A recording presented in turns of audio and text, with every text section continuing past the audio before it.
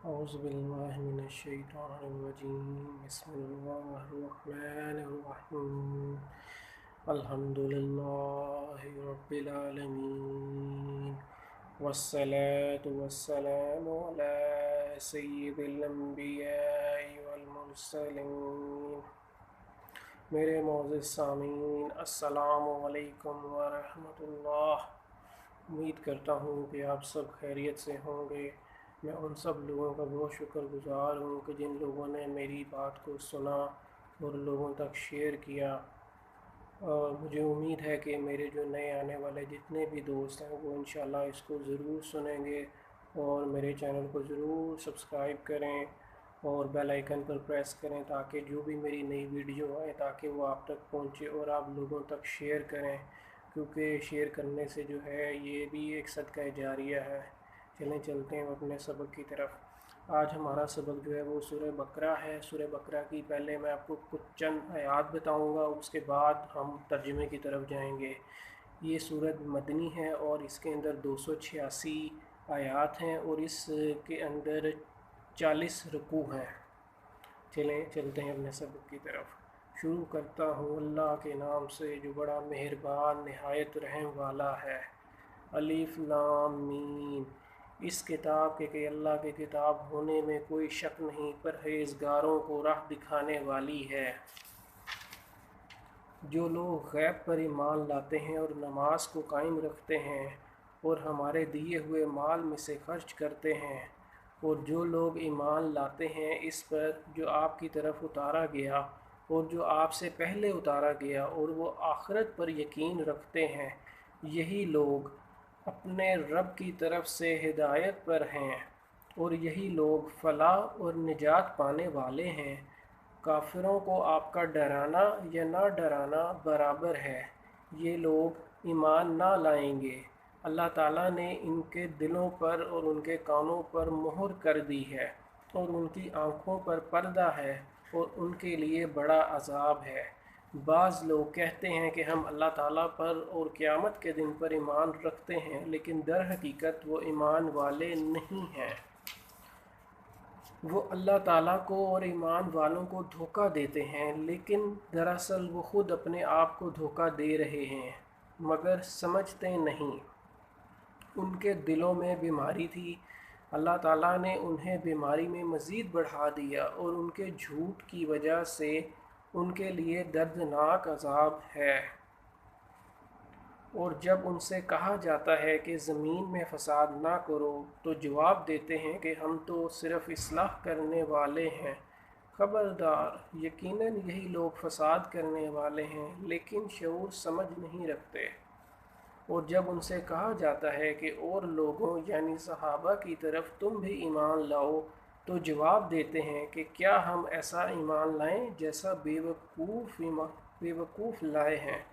خبردار ہو جاؤ، یقیناً یہی بے وقوف ہیں لیکن جانتے نہیں۔ اور جب ایمان والوں سے ملتے ہیں تو کہتے ہیں کہ ہم بھی ایمان والے ہیں، اور جب اپنے بڑوں کے پاس جاتے ہیں تو کہتے ہیں کہ ہم تو تمہارے ساتھ ہیں، ہم تو ان کے ساتھ صرف مذاق کرتے ہیں۔ اللہ تعالیٰ بھی ان سے مذاق کرتا ہے اور انہیں ان کی سرکشی اور بہکاوے میں اور بڑھا دیتا ہے۔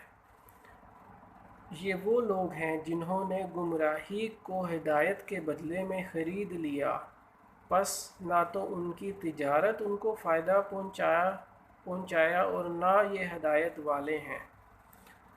ان کی مثال اس شخص کی سی ہے جس نے آگ جلائی، پس آس پاس کی چیزیں روشنی میں آئی ہی تھیں، لیکن اللہ کے نور کو لے گیا اور انہیں اندھیروں میں چھوڑ دیا جو نہیں دیکھتے۔ بہرے، گونگے، اندھے ہیں پس وہ نہیں لوٹتے۔ یا آسمانی برسات کی طرح جس میں اندھیریاں اور گرج اور بجلی ہو، موت سے ڈرا کر کڑاکے کی وجہ سے اپنی انگلیاں اپنے کانوں میں ڈال لیتے ہیں، اور اللہ تعالیٰ کافروں کو گھیرنے والا ہے۔ قریب ہے کہ بجلی ان کی آنکھیں اچک لے جائیں، جب ان کے لیے روشنی کرتی ہے تو اس میں چلتے پھرتے ہیں، اور جب ان پر اندھیرا کرتی ہے تو کھڑے ہو جاتے ہیں۔ اور اگر اللہ تعالیٰ چاہے تو ان کے کانوں اور آنکھوں کو بیکار کر دے، یقیناً اللہ تعالیٰ ہر چیز پر قدرت رکھنے والا ہے۔ میں نے آپ کے سامنے 20 آیات پڑھی ہیں، اس آیات کا جو ہے وہ آگے ترجمہ پڑھتے ہیں۔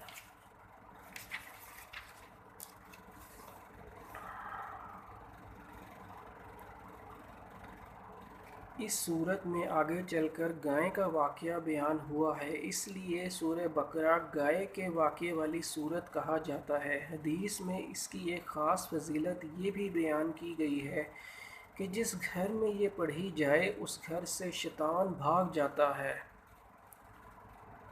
صحیح مسلم کی حدیث ہے۔ نزول کے اعتبار سے یہ مدنی دور کی ابتدائی صورتوں میں سے ہے۔ البتہ ان کی بعض آیات حجۃ الوداع کے موقع پر نازل ہوئیں۔ بعض علماء کے نزدیک اس میں 1000 خبر، 1000 احکام اور 1000 منہات ہیں۔ انہیں حروف مقاط کہا جاتا ہے، یعنی علیحدہ علیحدہ پڑھے جانے والے حروف۔ ان کے معنی کے بارے میں کوئی مستند روایت نہیں ہے، البتہ نبی صلی اللہ علیہ وآلہ وسلم نے یہ ضرور فرمایا کہ میں نہیں کہتا کہ الف لام میم ایک حرف ہے، بلکہ الف ایک حرف، لام ایک حرف اور میم ایک حرف ہے، اور ہر حرف پر ایک نیکی اور ایک نیکی کا اجر 10 گنا ہے۔ اس کے منزل من اللہ ہونے میں کوئی شبہ نہیں، جیسا کہ دوسرے مقام پر ہے۔ الف لام میم سجدہ، بعض علماء نے کہا ہے یہ خبر بامعنی نہیں ہے، اس میں شک نہ کرو۔ علاوہ ازیں اس میں جو واقعات بیان کیے گئے ہیں ان کی صداقت میں جو احکام و مسائل بیان کیے گئے ہیں ان سے انسانیت کی فلاح و نجات وابستہ ہونے میں، اور جو عقائد توحید و رسالت اور معاد کے بارے میں بیان کیے گئے ہیں ان کے برحق ہونے میں کوئی شک نہیں۔ ویسے تو یہ کتاب الہی تمام انسانوں کو ہدایت و رہنمائی کے لیے نازل ہوئی ہے، لیکن اس چشمہ فیض سے سیراب وہی لوگ ہوں گے جو آب حیات کے متلاشی اور خوف الہی سے سرشار ہوں گے، جن کے دل میں مرنے کے بعد اللہ کی بارگاہ میں کھڑے ہو کر جواب دہی کا احساس اور اس کی فکر ہی نہیں، جن کے اندر ہدایت کی طلب یا گمراہی سے بچنے کا جذبہ ہی نہیں ہوگا، تو انہیں ہدایت کہاں سے اور کیوں کر حاصل ہو سکتی ہے۔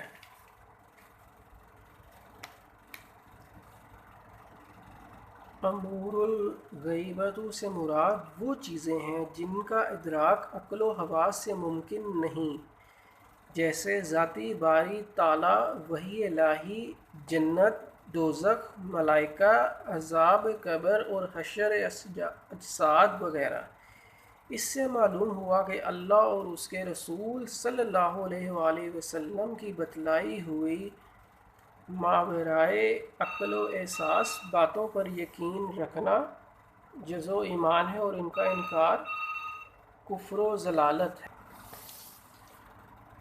اقامت صلاۃ سے مراد پابندی سے اور سنت نبوی کے مطابق نماز کا اہتمام کرنا ہے، ورنہ نمازی تو منافقین بھی پڑھتے تھے۔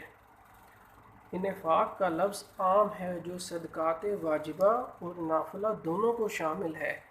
اہل ایمان حسب استطاعت دونوں میں کوتاہی نہیں کرتے، بلکہ ماں باپ اور اہل و عیال پر صحیح طریقے سے خرچ کرنا بھی اس میں داخل ہے اور باعث و اجر و ثواب ہے۔ پچھلی کتابوں پر ایمان لانے کا مطلب یہ ہے کہ جو کتابیں انبیاء علیہ السلام پر نازل ہوئیں وہ سب سچی ہیں، وہ اب اپنی اصل شکل میں دنیا میں پائی نہیں جاتی، نیز اب ان پر عمل بھی نہیں کیا جا سکتا۔ اب عمل صرف قرآن اور اس کی تشریح نبوی حدیث پر ہی کیا جائے گا۔ اس سے یہ بھی معلوم ہوا کہ وحی اور رسالت کا سلسلہ ان حضرت صلی اللہ علیہ وآلہ وسلم پر ختم کر دیا گیا ہے، ورنہ اس پر بھی ایمان لانے کا ذکر اللہ تعالیٰ ضرور فرماتا۔ یہ ان اہل ایمان کا انجام بیان کیا گیا ہے جو ایمان لانے کے بعد تقوی و عمل اور عقیدہ و صحیح کا اہتمام کرتے ہیں، محض زبان سے اظہار ایمان کو کافی نہیں سمجھتے۔ کامیابی سے مراد آخرت میں رضا الہی اور اس کی رحمت و مغفرت کا حصول ہے، اس کے ساتھ دنیا میں بھی خوشحالی اور سعادت و کامرانی مل جائے تو سبحان اللہ، ورنہ اصل کامیابی آخرت ہی کی کامیابی ہے۔ اس کے بعد اللہ تعالیٰ دوسرے گروہ کا تذکرہ فرما رہا ہے جو صرف کافر ہی نہیں بلکہ اس کا کفر و عناد اس انتہا تک پہنچا ہوا ہے جس کے بعد اس سے خیر اور قبول اسلام کی توقع ہی نہیں۔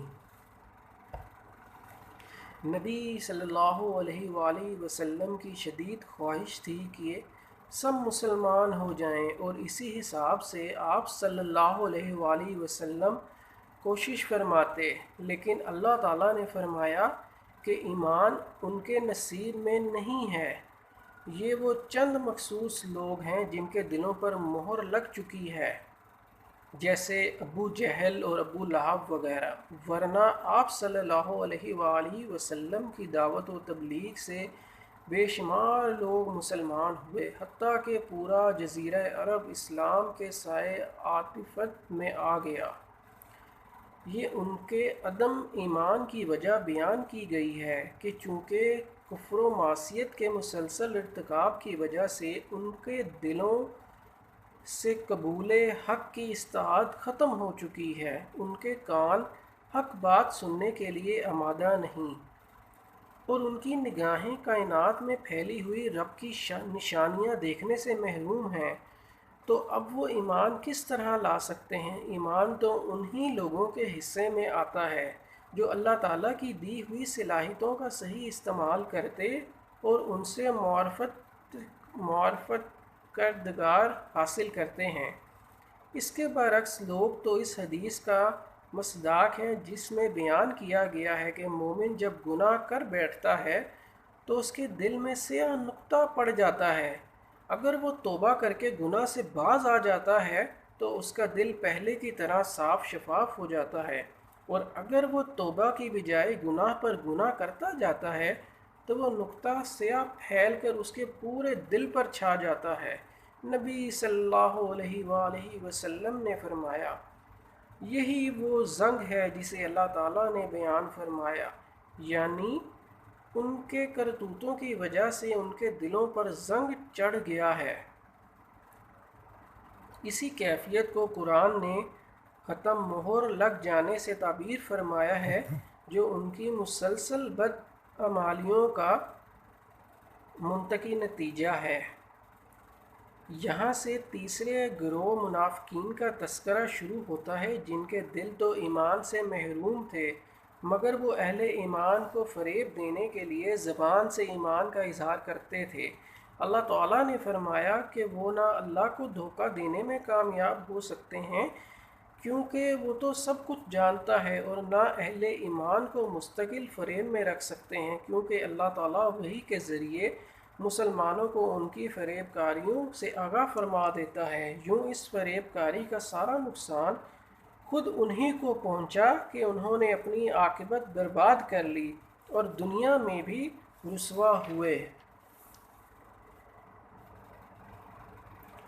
بیماری سے مراد وہی کفر و نفاق کی بیماری ہے جس کی اصلاح کی فکر نہ کی جائے تو بڑھتی ہی چلی جاتی ہے۔ اسی طرح جھوٹ بولنا منافقین کی علامت میں سے ہے جس سے اجتناب ضروری ہے۔ فساد صلاح کی ضد ہے، کفر و معصیت سے زمین میں فساد پھیلتا ہے اور اطاعت الہی سے امن و سکون ملتا ہے۔ ہر دور کے منافقین کا کردار یہی رہا ہے کہ پھیلاتے وہ فساد ہیں، اشاعت و منکرات کی کرتے ہیں اور پامال حدود الہی کو کرتے ہیں، اور سمجھتے یہ دعویٰ یہ کرتے ہیں کہ وہ اصلاح و ترقی کے لیے کوشاں ہیں۔